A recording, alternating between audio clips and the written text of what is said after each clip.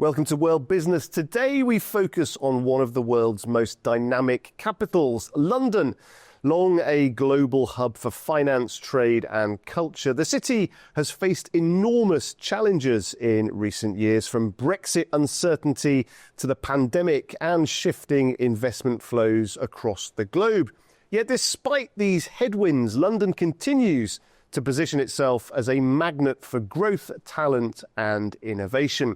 And at the heart of that ambition is Opportunity London, a strategic initiative designed to attract long-term investment into the capital across diverse areas like housing, infrastructure, clean energy and emerging industries.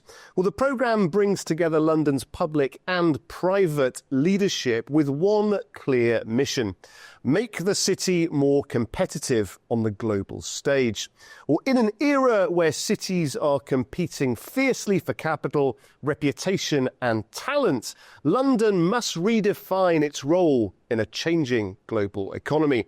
From green finance to tech startups and from cultural districts to mega projects, the scale of the opportunity for London seems to be vast. So what is next for the city? Joining me to discuss this is Jace Tyrrell, CEO of Opportunity London. Jace, thank you very much indeed for joining us on A News World Business. Set the scene for us then, please. What is the vision behind Opportunity London? Well, I think your introduction set the context. I mean, we are a global city and 2,000 years, actually, the history of London. But I think, capital has a choice these days. Which assets is it going to invest into, which cities, and where's that growth for the future? So for London, we think about this all the time in terms of where is that growth coming from? What do investors want to invest into? But also, have we got the reliability and the return profile that investors are seeking? And the good news is for London, we've really started this year very strongly compared to our global competitors, about 7.1 billion of capital flows, but a long way from our 25 billion we had pre-COVID. So I think part of our mission and work is to set out where those investment opportunities and growth opportunities are. So how does London then, Jace, position itself against other global cities?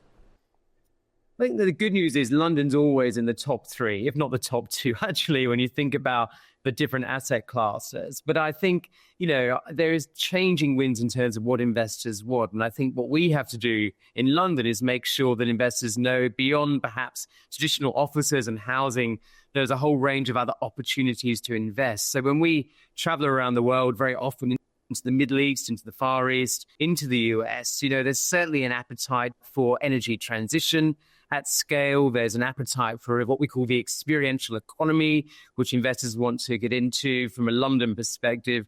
And also there's areas of the residential market, like build to rent and student housing, that certainly is more mature in other parts of the world, that's really starting to grow in London. So the key thing is we need to be adaptive and responsive to those investors. And I think de-risking is really important in today's marketplace. We've seen policy shifts and trade shifts. And where are you seeing the strongest appetite at the moment from investors? I think there's great pressure on the global cities in terms of the housing need, but also the jobs of the future. So thinking about productivity, the advancement of digital and AI. So we've been thinking about this a lot in London in the last 12 months. And we need to make sure that the policies, whether it's the planning, the regulation, the zoning of different areas, that we've really identified those for the capital. One thing that comes up very often, particularly for our big AI and data center investors, is power and resilience for a city like London. So it's upon all of us to make sure we've got that in place and we've got the right investors backing us for the long term on that. There's been a huge interest in clean tech, green tech, universities, and actually creating the right zones within London to support those industries is important as well. But housing is an acute issue. And we need to make sure for a global city of 10 million people by the end of this decade that we've got the right housing for all the levels of tenure. And that's stuff that we're thinking about quite deeply at the moment in terms of the different ways investors can invest into our housing stock. And sustainability, obviously a huge part of what you do. Just explain for us the role that sustainability plays in your strategy. I think London is very committed. The mayor's on record with this, 2030 net zero, like most global cities. I think the challenge has been sort of getting the right infrastructure behind that energy transition. The good news is there's a lot of capital, a wall of capital that wants to invest into that. And despite perhaps what we might be seeing and reading with our friends in North America and the US in particular, there are certainly billions wanting to scale. And what we need to work through in London in particular is actually a platform to actually give those investors a range of opportunities to invest in our sustainable infrastructure.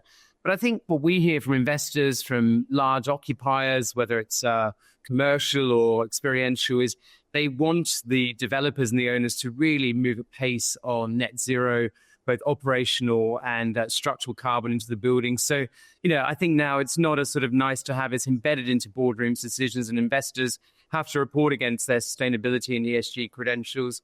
And we need to make sure that our projects and our partnerships offer that to those investors as well.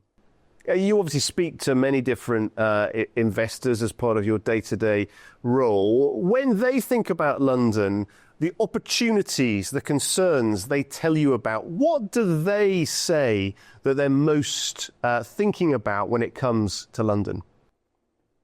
Yeah, I think the good news for London, and it's not just because it's my job to say this, but actually investors are long London. They see it's a liquid market. They can get the returns. There's scalability. And that's really positive for us, given the sort of race we're in globally. I think the challenges and the stickiness for us is around sort of inflation, those cap rates. I think all eyes are on the UK government for the budgets coming up in November, because I think the decisions made there will really set the trajectory in the medium to long term for the UK and for London in particular. So I think we're impressing, obviously, this feedback to the investors, to the policymakers here in the UK. But I think, there's not many other cities that offer that return, as I say, and that scalability that London carries still. And I think also investors, have been investing a long time in these cities. They know the market opportunities. So we're standing in good stead, but we're not complacent. And we need to make sure those opportunities keep flowing through. And Jace, so many projects that you're working on, as we've said, across so many different sectors. Can you just highlight a few of the most interesting ones for us? Well, it's very timely. I was actually at the unveiling last night of the Camden Film Quarter, which is an incredible site, about 5 acres up in Kentish Town in Camden here, which has got one of the largest studios outside of LA here. And it was incredible. There was a whole bunch of production companies, studio heads. We have the likes of Paramount and Amazon here. But I think the film and television, the experiential sort of, nature, and actually skilling that up, and actually something in Zone 1 in London that can attract the talent and the workforce behind that. And Samsung's one of the partners there, so the technology coming from Korea is incredible as well. So a really impressive project, about £1 billion being invested, and we've supported that project with their capital raising. So I think for London, moving into that space is very interesting in the center of the capital city. And the other one we've got is on these energy and heat networks. There's a huge shift, obviously, to decarbonize, but some real innovation actually powering the businesses and then using the energy, redundant energy there to power the housing. And we've seen a lot of this use in the Nordic cities.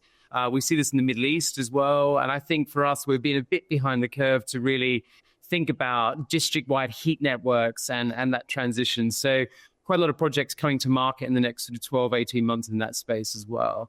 And the great thing about Opportunity London, it can be everything from Bond Street to Bromley, if listeners know the geographical area of London, and everything from 100 million to £2 billion projects with returns which are opportunistic. So it's a really good pipeline and book of opportunities to invest.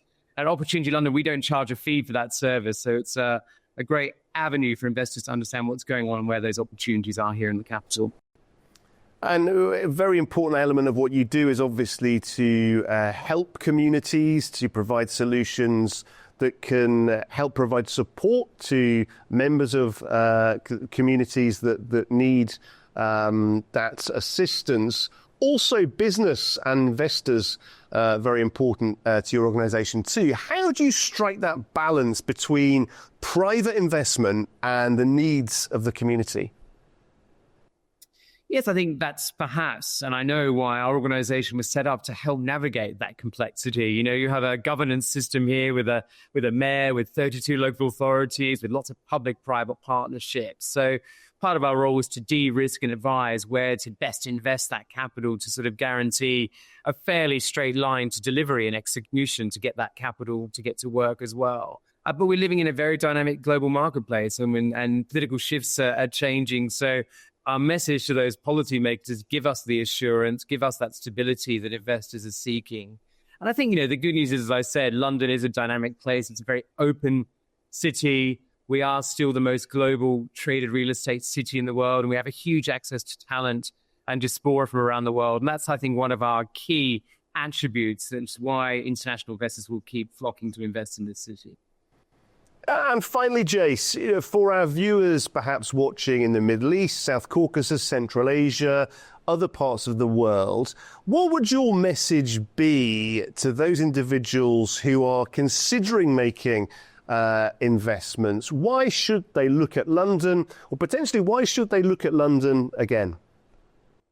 I think look again, you know, I think investors may have looked at London in the last couple of years, thought about the returns and actually not quite sure if they could get there. But I think, you know, we're very open, particularly from the MENA region. There's an incredible ventures and new concepts and investments coming there. We don't have all the answers in London. So I think keep talking to us. I think we want to explore, we want to innovate. And I think the timing is now to come and have those conversations with the capital.